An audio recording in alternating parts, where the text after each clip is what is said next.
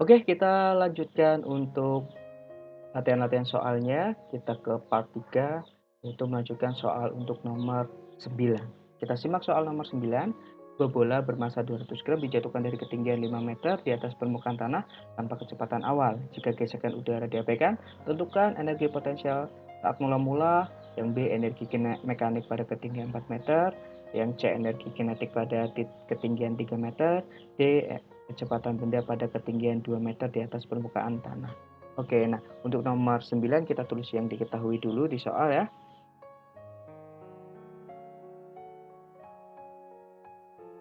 Diketahuinya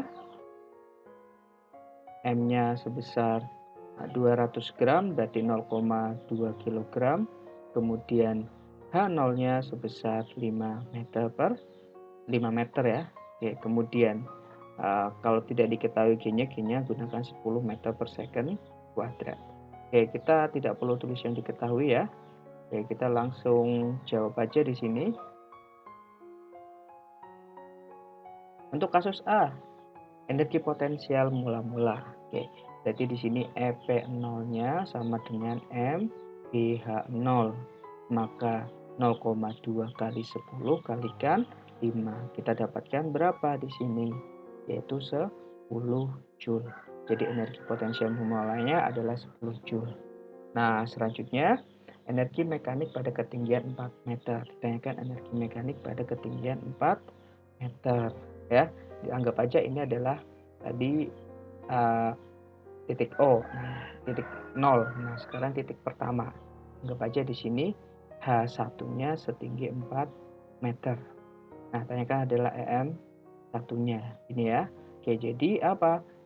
EM1 harus sama dengan EM0. Nah, karena kita mau cari energi mekanik, nggak perlu dijabarkan. Dijabarkan adalah ini, EP0 ditambah EK0. Karena tadi dijatuhkan, pastinya kecepatan awalnya 0. Kalau kecepatan awalnya, energi kinetiknya 0. Tadi kita udah punya EP0-nya 10, ininya 0. Maka 10 Joule. Jadi energi mekanik pada titik pertama adalah 10 Joule. Kemudian yang C, yaitu energi kinetik pada ketinggian 3 meter. Yang C adalah H2-nya adalah 3 meter. Ya, oke, ditanyakan adalah energi kinetiknya. Berarti di sini EM2 harus sama dengan EM0. Oke, EP2 ditambah EK2 sama dengan apa di sini? EP0 ditambah EK0. Oke, kita jabarkan MgH2 ditambah, karena kita mau cari energi kinetik tidak perlu kita uraikan, jadi tetap EK2, EP0-nya 10 ditambah EK0-nya 0 ya. Oke, jadi 0,2 kali 10 kalikan hanya tadi 3 ditambah EK2 sama dengan 10. Ini 6 ditambah EK sama dengan 10. Jadi energi kinetiknya sebesar 4 Joule. Energi kinetik pada saat ketinggian kedua, yaitu pada ketinggian 3 meter sebesar 4 Joule. Nah, selanjutnya yang D. Yang D itu kecepatan pada ketinggian 2 meter. Nah, jadi H3-nya itu 2 meter. Tanyakan kecepatannya. Jadi EM3 sama dengan EM0. EP3 ditambah EK3 sama dengan EP0 ditambah EK0. Oke, kita masukkan MgH3 ditambah setengah MV3 kuadrat sama dengan tadi udah punya 10, ininya 0 ya. Oke, 0,2 kalikan 10 kalikan 2 ditambah setengah kalikan 0,2 kalikan V3 kuadrat sama dengan 10. Ini jadi 4, ini jadi 0,1 V3 kuadrat sama dengan 10. Maka 0,1 V3 kuadrat sama dengan 6. V3 kuadratnya sebesar 60, maka V3-nya akar 60. Jadi V3-nya akar 60 meter per second, atau boleh ditulis 2 akar 15 meter per second. Nah, itu pembahasan untuk soal nomor 3. Oke, kita lanjutkan untuk soal nomor 10. Sebuah bola bermassa 200 gram ditembakkan vertikal ke atas dengan kecepatan mula-mula sebesar 10 meter per second dari permukaan tanah. Jika percepatan gravitasi saat itu adalah 10 meter per second, tentukan energi kinetik mula-mula, energi potensial maksimum, D. Tinggi benda saat kecepatan setengah dari kecepatan awalnya, D. Kecepatan benda saat ketinggian setengah dari tinggi maksimum. Kita tulis yang diketahuinya masanya 200 gram, berarti 0,2 kg.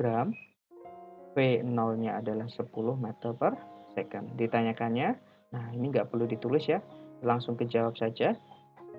Nah, yang dijawab adalah yang A, energi kinetik nolnya, berarti setengah M V0 kuadrat. Setengah kalikan 0,2 kalikan 10 kuadrat.